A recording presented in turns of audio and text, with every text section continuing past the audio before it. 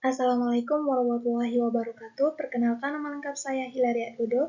Saya dari Prodi S1 Pariwisata, kelas I. Di sini saya akan mempresentasikan beberapa bab tentang proses analisis pekerjaan dan manajemen bakat. Manajemen bakat, proses yang berorientasi pada sasaran yang merupakan integritas dan proses perencanaan, perekrutan, pengembangan, pengelolaan, dan memberikan kompensasi kepada karyawan. Analisis pekerjaan, prosedur untuk menentukan tugas dan keterampilan yang diperlukan dari suatu pekerjaan dan jenis orang atau karakteristik orang yang harus dipekerjakan untuknya. Analisis pekerjaan adalah proses yang sistematis untuk mengumpulkan dan mendokumentasi informasi terkait pekerjaan. Metode analisis pekerjaan. Wawancara. Berbicara dengan pemegang jabatan untuk mendapatkan informasi tentang pekerjaan. Observasi. Mengamati langsung bagaimana pekerjaan dilakukan.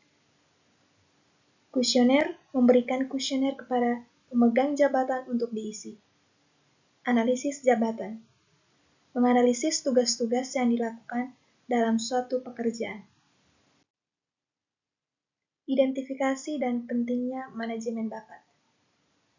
Manajemen bakat adalah serangkaian proses untuk bertujuan untuk mengidentifikasi, mengembangkan, dan mempertahankan karyawan berbakat.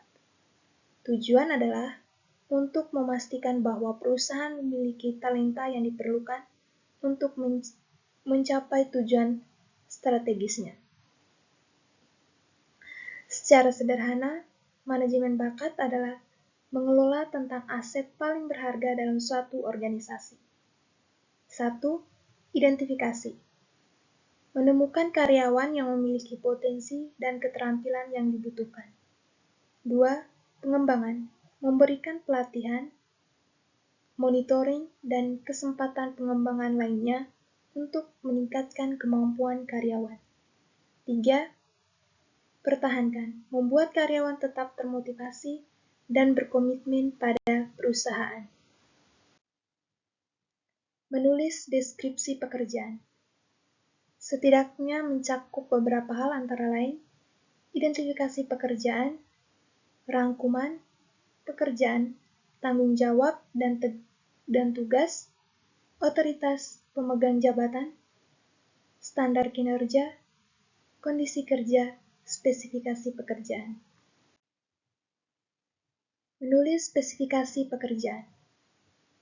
Spesifikasi untuk personal terlatih versus tidak terlatih merupakan kualitas seperti ciri-ciri fisik, kepribadian, minat, keterampilan, pengindaran yang menyiratkan adanya potensi untuk melakukan pekerjaan tersebut atau untuk dapat terlatih. Spesifikasi sederhana berdasarkan nilai, spesifikasi berdasarkan analisis statistis, matriks persyaratan pekerjaan. Tujuan spesifikasi pekerjaan. Membantu dalam proses rekrutmen. Dengan spesifikasi yang jelas, perusahaan dapat menyaring kandidat yang sesuai. Membantu penilaian kinerja. Kinerja dan spesifikasi pekerjaan dapat digunakan secara dasar untuk mengevaluasi kinerja karyawan. Membangun profil kompetensi. Spesifikasi pekerjaan membantu dalam mengidentifikasi kompetensi inti yang dibutuhkan dalam organisasi. Kesimpulan, analisis pekerjaan dan manajemen bakat adalah dua konsep penting yang paling melengkapi. Dengan membangun keduanya, perusahaan dapat membangun sumber daya manusia yang kuat dan kompetitif. Perencanaan personal dan perekrutan, Chapter 5. Teknik utama dalam perencanaan dan peramalan pekerjaan. Perencanaan dan peramalan pekerjaan adalah proses penting dalam manajemen sumber daya manusia. Tujuannya adalah untuk memprediksi kebutuhan tenaga kerja di masa depan, sehingga perusahaan dapat merencanakan perekrutan, pelatihan, dan pengembangan karyawan secara efektif. Ada beberapa teknik utama yang dibutuhkan dalam perencanaan dan peramalan kerja, antara lain: 1. Teknik hibrida. Teknik ini mengembangkan metode kuantitatif dan kualitatif untuk mengidentifikasi tren dan pola tenaga kerja. 2. Teknik sistematis. Teknik ini juga dikenal sebagai analisis data histori atau deret waktu. Teknik ini didasarkan pada pengalaman masa lalu organisasi. Analisis makro. Teknik ini merupakan metode kuantitatif yang digunakan untuk memprediksi permintaan sumber daya manusia. Teknik ini melibatkan analisis histori dan membuat prediksi berdasarkan kemungkinan karyawan berpindah posisi pekerjaan. Perlunya peraturan yang efektif. Perekrutan yang efektif adalah proses mencari, memilih, dan merekrut karyawan yang tepat untuk memenuhi kebutuhan suatu organisasi. Proses ini sangat penting karena dampak langsung pada keberhasilan perusahaan. Perekrutan efektif sangat penting, antara lain: 1. Meningkatkan produktivitas. Karyawan yang tepat yang memiliki keterampilan yang sesuai dengan pekerjaan mereka sehingga dapat meningkatkan produktivitas efisien. 2. Menurunkan tingkat turnover. Karyawan yang merasa puas dengan pekerjaan mereka cenderung bertahan dan lebih lama di perusahaan. 3. Mencapai tujuan bisnis. Karyawan yang tepat akan membantu perusahaan mencapai tujuan bisnis dengan lebih cepat dan efektif. Contoh perusahaan yang merekrut karyawan tidak menggunakan peraturan yang efektif.